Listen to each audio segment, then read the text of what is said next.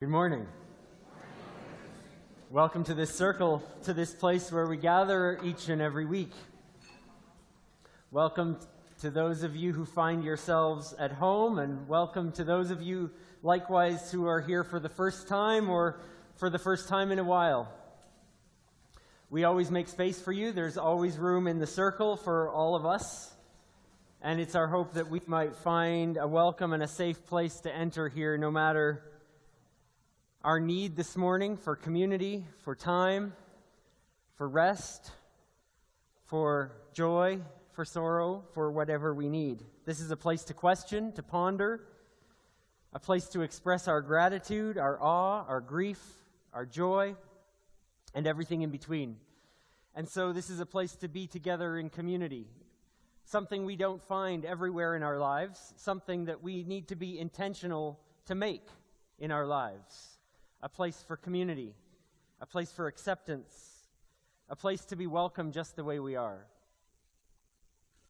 In gratitude for who we are together, for this place, for this land, for the inheritance that we share with our Treaty 6 brothers and sisters and our Métis friends of Papas Chase, all who call this land their ancestral and their adopted home, we find honor in expressing our thanks for this time and for this place, for the very soil we sit on this morning.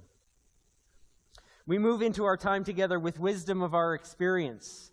The things we share with one another is wisdom that is strong in our lives.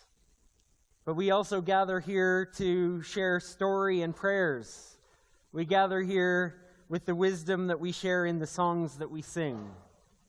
And so in all these ways that we're grateful and we come here to be with one another this morning, we gather and we sing our way into this circle.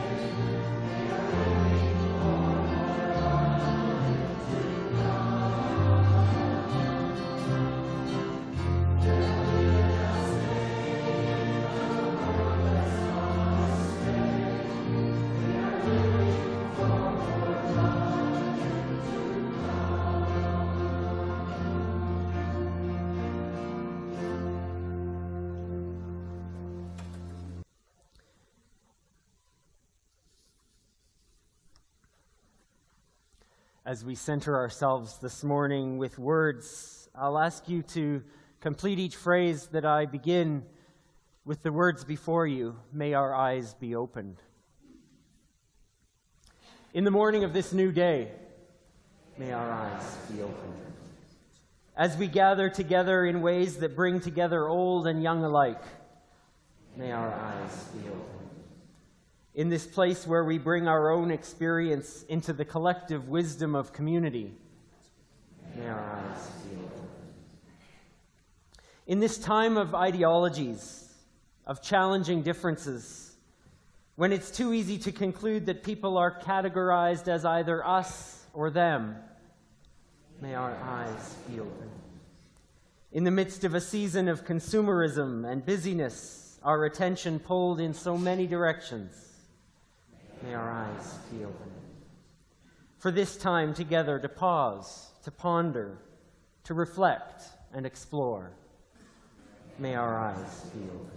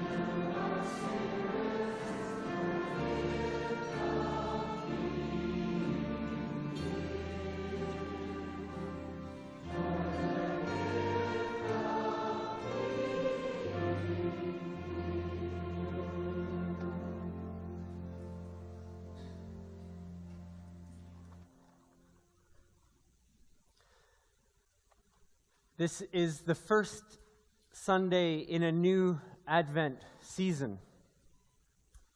It's a season that has us preparing and waiting for Christmas. It's an appropriate season then to acknowledge life's ups and downs, its twists and turns in the journey.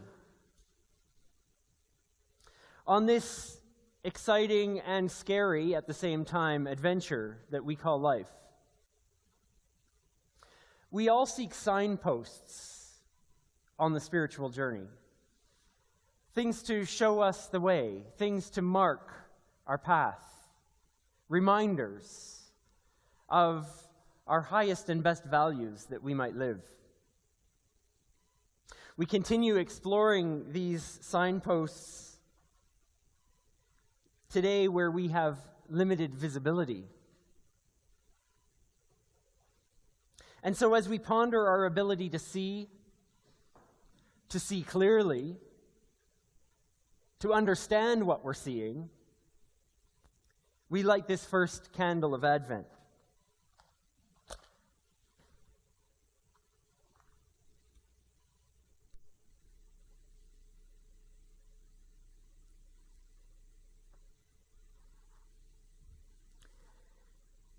This candle marks our journey. We light the candle of vision this morning, that it might light the way for us, that it might focus us through this season of our living, that it may mark this first week in the season of Advent as a time to ponder our vision, our clarity, what we see, and how we respond. In the light of this light of the season, may we take the time to be here, to enter into this time with each other, and to allow the light to be at the center.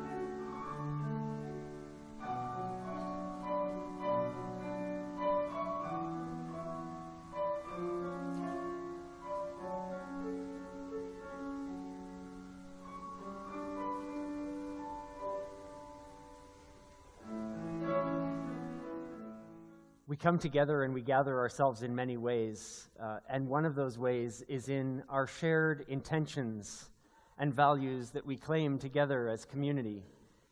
In other words, when we pray together, we can be together. Let's share these words with one another. We gather in the radiance of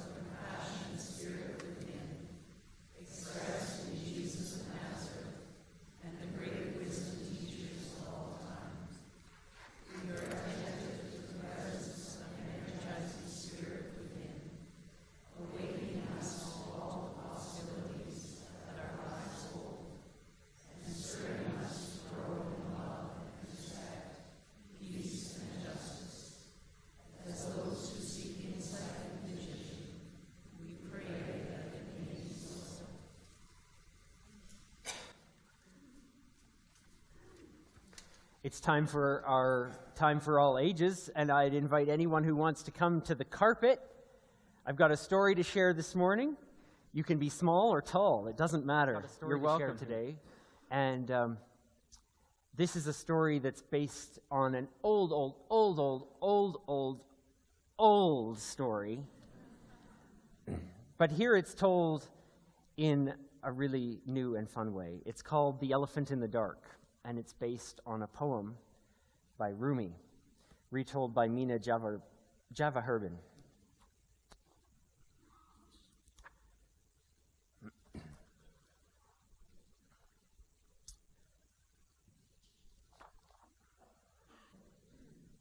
Merchant Ahmad had brought a mysterious creature all the way from India.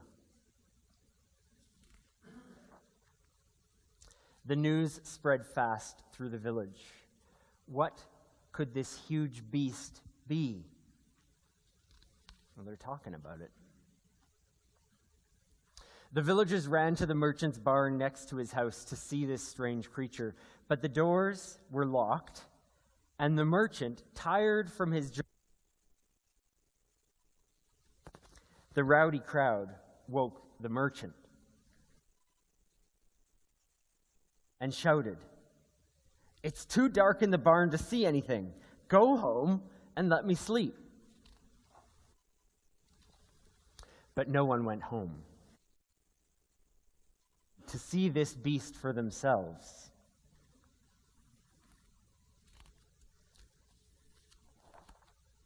The first villager snuck into the dark barn. The animal's long, slithery nose. This startled the villager and sent him running. Outside, he gathered himself, puffed his chest, and said, "The creature is like a snake." Next, a short man entered and reached very slowly into the dark. He wrapped his arms around one of the animal's legs and then rushed out to report, "People, the creature's not like a snake at all. Oh no, it's round and it's tall. It's like a tree trunk." A third villager climbed inside the dark barn. The beast swept its huge ear against her face.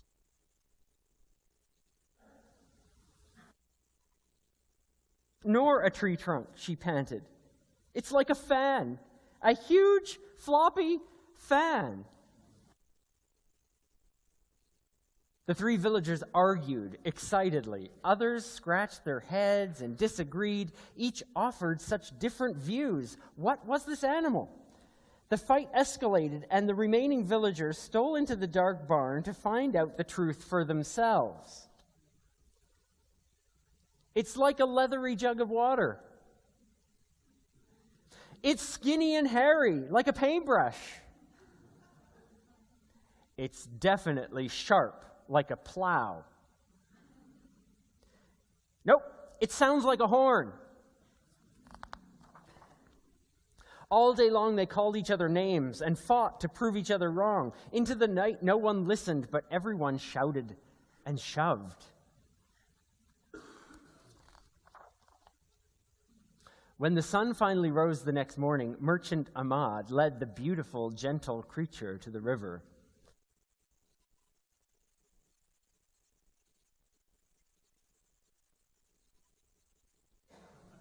And no one noticed that they each knew only a small piece of the truth. Well, not everyone was fighting. Did you see? Who are they? Who's noticing? The kids are noticing, right? Yeah, they're smarter.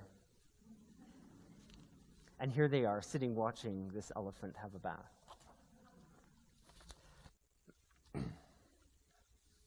All these people in this story knew only one small part of what this animal looked like or felt like, right? So how could they have been wiser? How could they have been smarter, all these people? Do you have any ideas? How could they have been smarter? They just kind of felt or touched one little thing, one piece of one part of this animal. How could they have been smarter? What should they have done when they went in the barn? What could they have done? Any ideas? Anyone in the room? Any ideas? Oh, so I heard some ideas. They could have drawn a picture or a piece of what they thought they saw. Some other ideas out there. What were they? Turn the light on. Whoa, that's an interesting idea.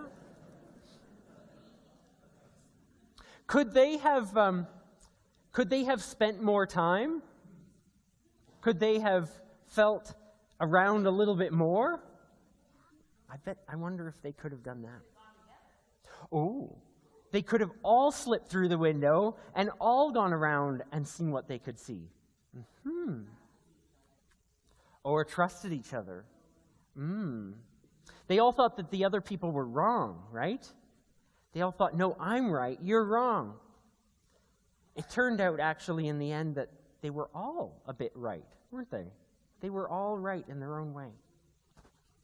Yeah, they could have done a lot of things differently, couldn't they? They could have been smarter. They could have even looked up one side and down the other. They could have looked on top and underneath. They could have looked from end to end. They could have seen and felt from every angle, couldn't they? They could have seen the whole thing.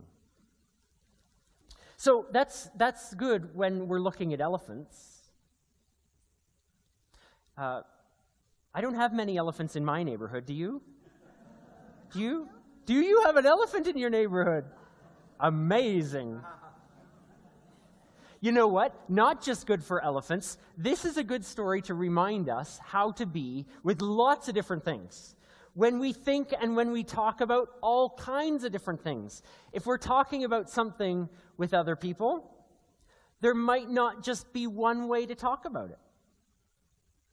There might be lots of ways to talk about it, and there might not just be my right way and everyone else's wrong way. There might be lots of right ways to talk about it. Or when we see things happening in the world or in front of us or in our family, we might see it and think one thing. There might be lots of ways to see it. And this story is so great and so old and is still around because it reminds us to always, when we're talking with our friends and with our family, to remember that we only know one piece and one part, and it takes all of us to learn the whole. We need to know the whole story often, so we should talk about it with each other and learn the whole story so that we can see the whole darn elephant. So, it's a great story, and it's a great way to talk about how we see the world and how we get along with each other. You're going to talk about a different story in Kids Spirit today. You're going to start talking about a story that's also very old, the Christmas story. Maybe lots of different ways to see that story too. Who knows? Maybe you'll talk about it. So I invite you, if you'd like to go to Kids Spirit, our children's program this morning, you're welcome to go.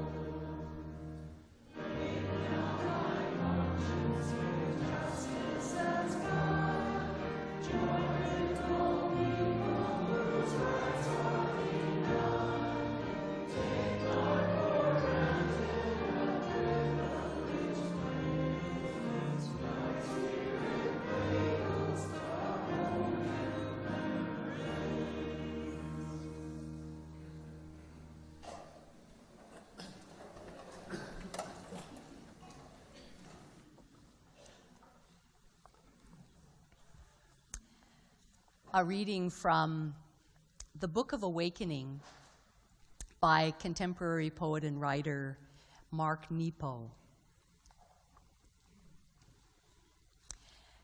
When Edison was discovering the light bulb, he was engaged in a process of envisioning how an unseeable current of energy could be harnessed and turned into light.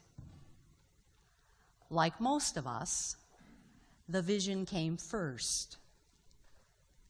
And once he understood what came to him, it took quite some time to find the precise material that would work as a filament in the bulb itself.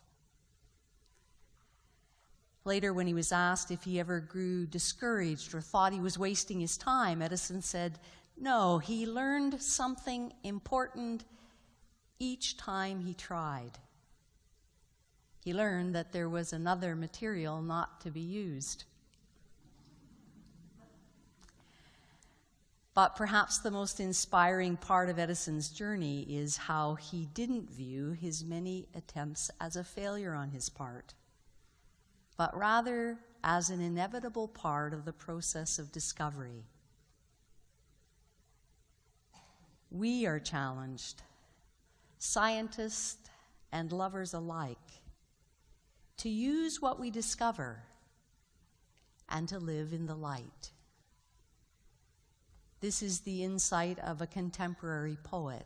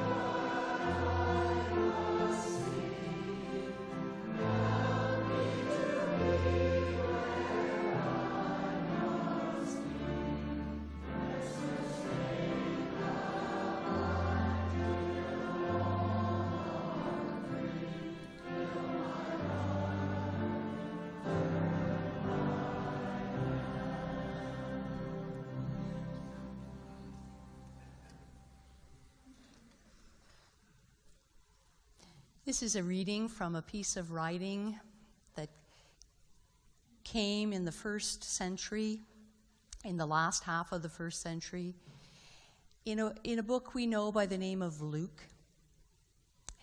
And this is a story that is attributed to Jesus, the kind of story Jesus told that we commonly refer to as parables, those kinds of stories which are about something that never happened and is always happening. Those kinds of stories that have many layers of meaning.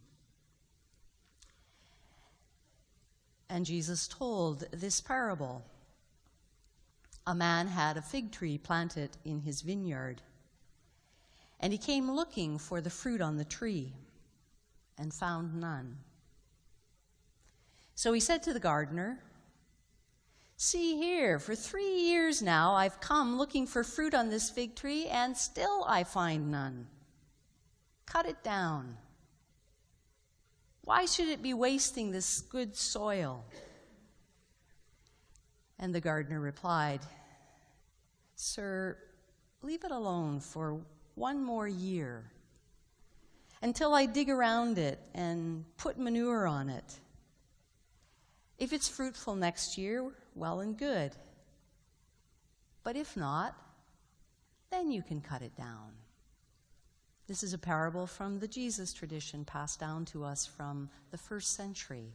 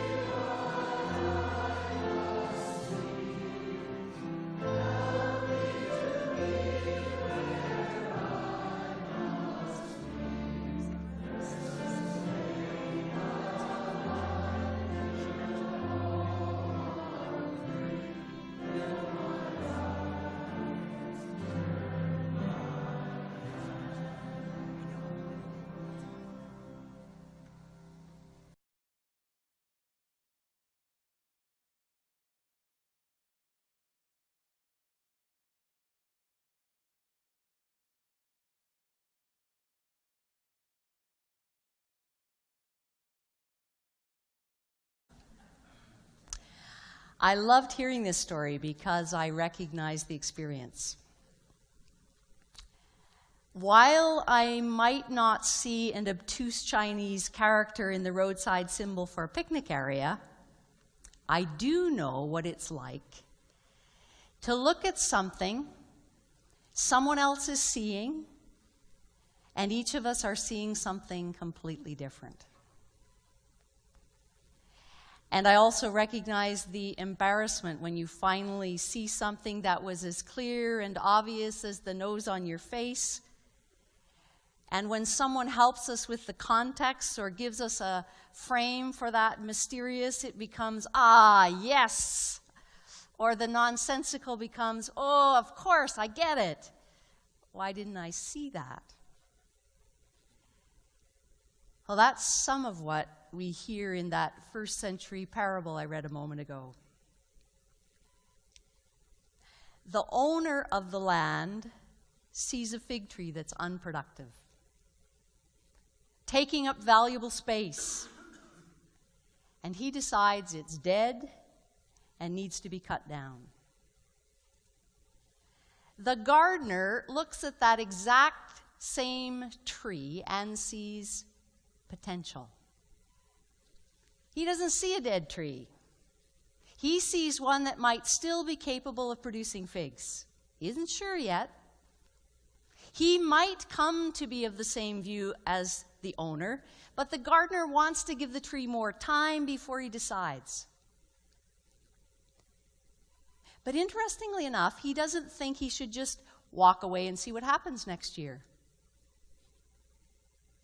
If the potential he imagines is actually there for the tree, it requires something of him. He doesn't expect this tree to become productive all on its own.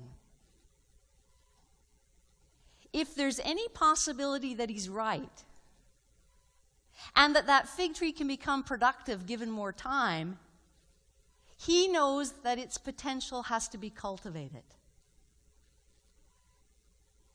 And the story never tells us who's right. It doesn't tell us how things turned out. It leaves us with the impression that maybe the tree will be given another chance. Maybe it will live into the potential the gardener sees for it. But we just don't know. How is it that we look at the same thing and see completely different things? I learned this again and again when I was practicing law. Why was it that those who supposedly witnessed the same event, the same collision, the same crime, or were in the same marriage, with the same children, saw completely different things? And they saw it in ways that inevitably led you to wonder if it really was the same relationship, the same incident they were in. We know this to be true in our relationships. We often hear it from children who apparently grew up in the same family, but remember completely different things or have diametrically opposed memories of their parents or each other or the same history.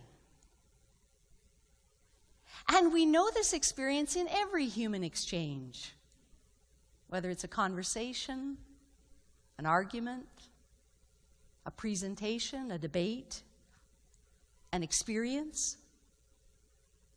How is it that we see and hear completely different things? And we know this as a society. We look at the same event and we see it differently. We know it as a spiritual community. Some see potential where others have pronounced death.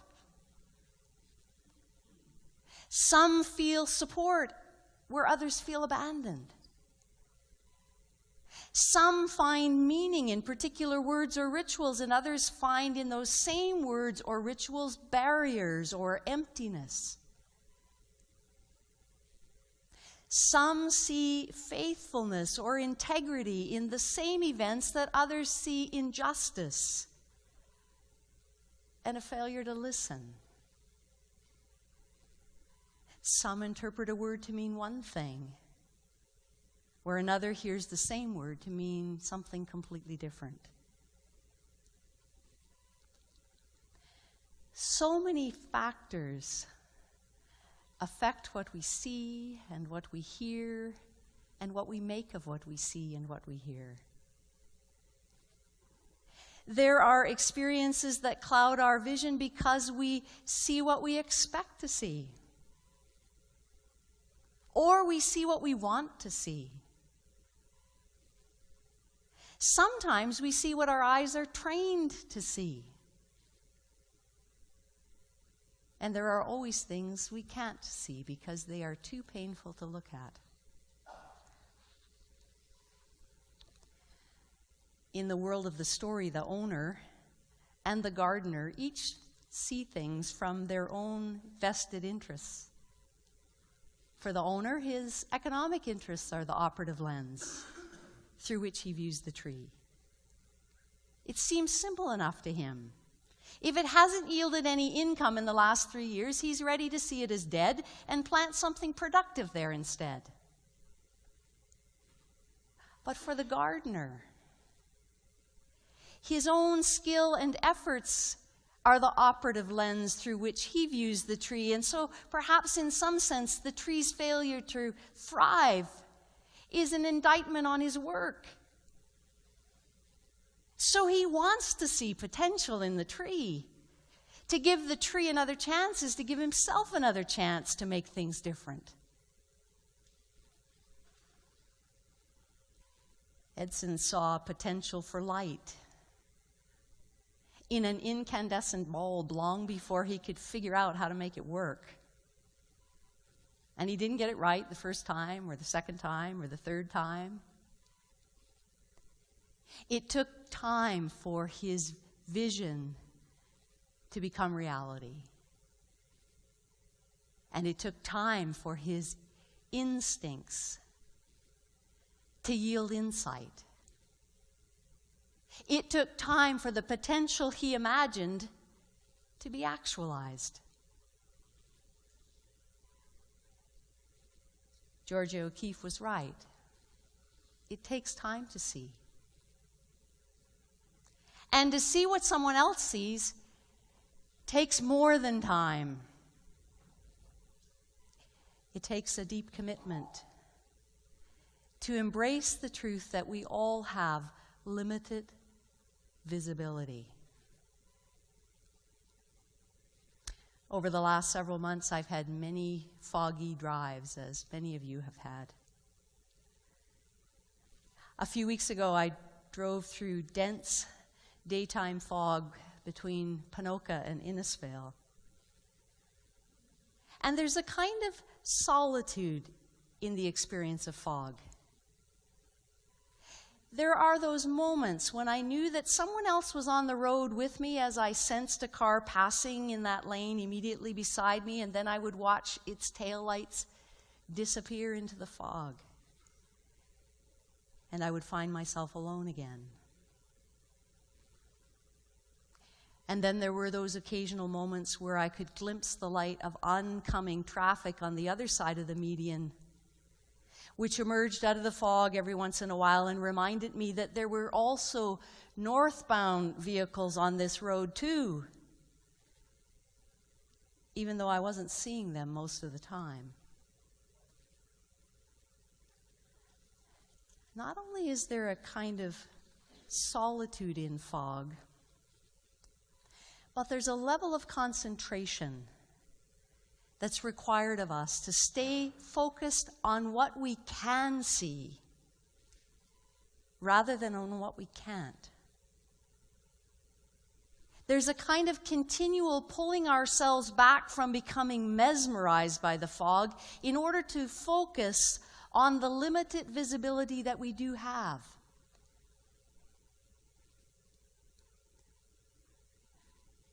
I've driven home from here to South Cooking Lake in the fog so many nights this fall. And when the fog is also combined with darkness, there's a kind of disorientation, even on the most familiar roads. In the absence of seeing all the usual landmarks, it's very easy to miss a turnoff that you make every day of your life.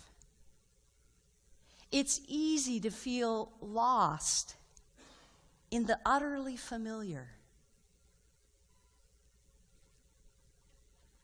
And these foggy drives have reminded me that whatever our path, the spiritual life is a journey into vision. Some traditions have known this so well that they've named parts of their spiritual journey to recognize that reality. They've named a vision quest or a search for enlightenment. In our own spiritual tradition, and in many of the enduring spiritual traditions, there is for all of us more vision than sight. There's more vision of potential than the realities and the limitations and the blind sights and the blind spots of our sight would support. There's a vision we hold of a more evolved and mature humanity. A vision we have of a more respectful and mutual world. A vision we have of a more fair and equal sharing. of a more responsible and caring community. It's not easy to see what there is to see in the world. And there's much to distract us and to delude us. There's much to deceive us. There's much to disorient us from seeing the world as it really is. And it's easy not to see all there is to see. There's much to narrow our vision and limit our perspective and blind us to possibilities and trap us in our own tunnel vision and trick us into believing that what we see is all there is to see and it's the only way to see. There's so much to keep us myopic. But whatever the state of our sightedness, the perfections and imperfections of our eyes, we are always contending with the conditions that create limited visibility. We need each other just as the owner and the gardener needed each other. We need each other for sight and for vision. And we do see more when we can see together. And there will always be more that we have yet to see. We need those in our lives who have the courage to name death. And we need those who have the creativity to imagine possibilities. And there will be a time when each is right. We need solitude and community. We need to ponder that Chinese character on our own, and we need someone to call it what it is. We need time to nurture our potential, and we need the community who will test our vision and our sight. In this season of Advent, as we journey toward the shortest days and the longest nights, what better time could there be for us to ponder the limitations of our own sight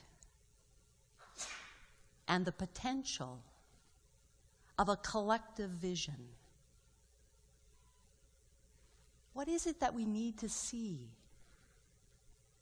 that we are not seeing?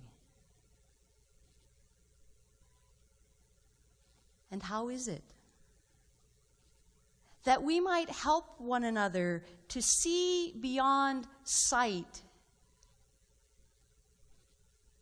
into vision?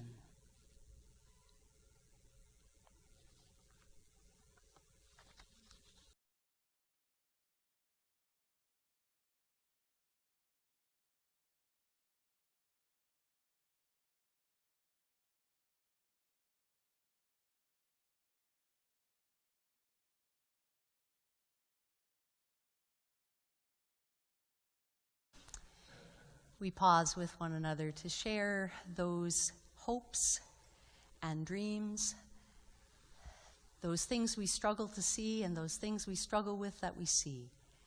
We pause to pray.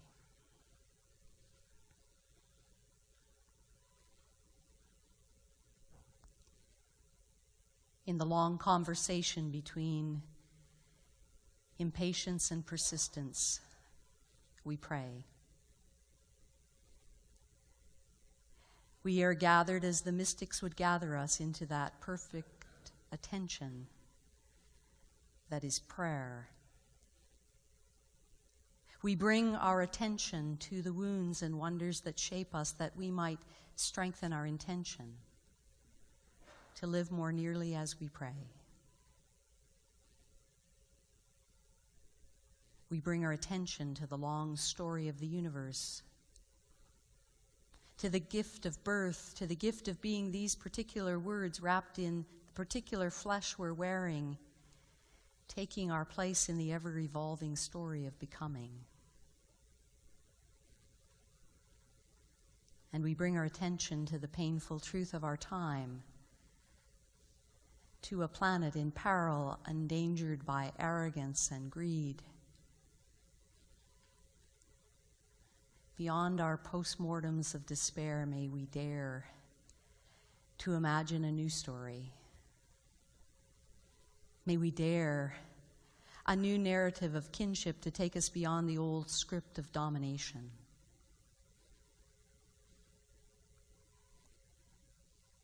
We bring our attention to the people and places where illness and death, where discrimination and recriminations, where despair and depression, where secrets and lies conspire against our capacity.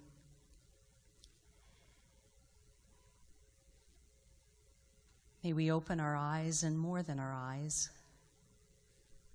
open our ears and more than our ears, open our hands and our hearts to that which we can imagine, to that which we dream, to that commonwealth, that beloved community we seek to be part of. May we be inspired once again to a counter-narrative of empire and be energized to be the beloved community of radical equals. We bring our attention to the wonders of the world, to the creativity inherent in each creature, to the resilient and adaptive capacity of life, to all that speaks the grammar of grace, to all that calls us into the syntax of solidarity with the human and the more than human.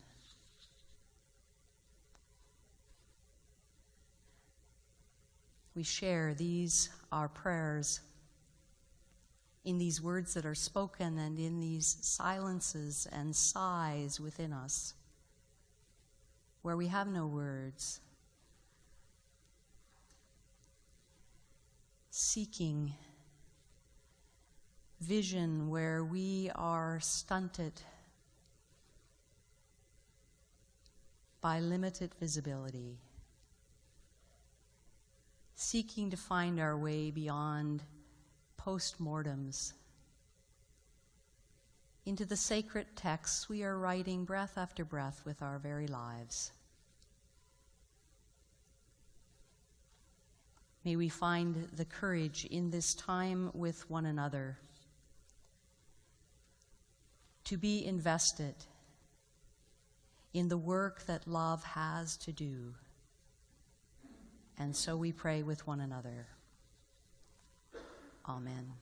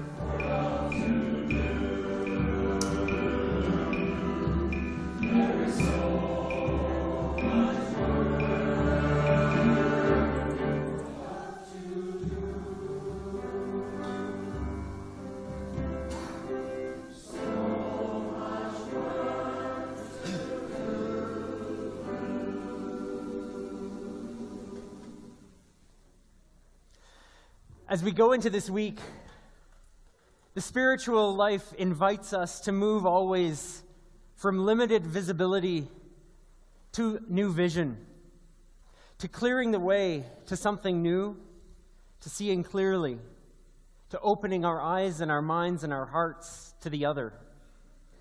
We welcome that new vision, and as we go, may it be in the spirit of love, in the spirit of peace, that we make our way. Let us go in peace.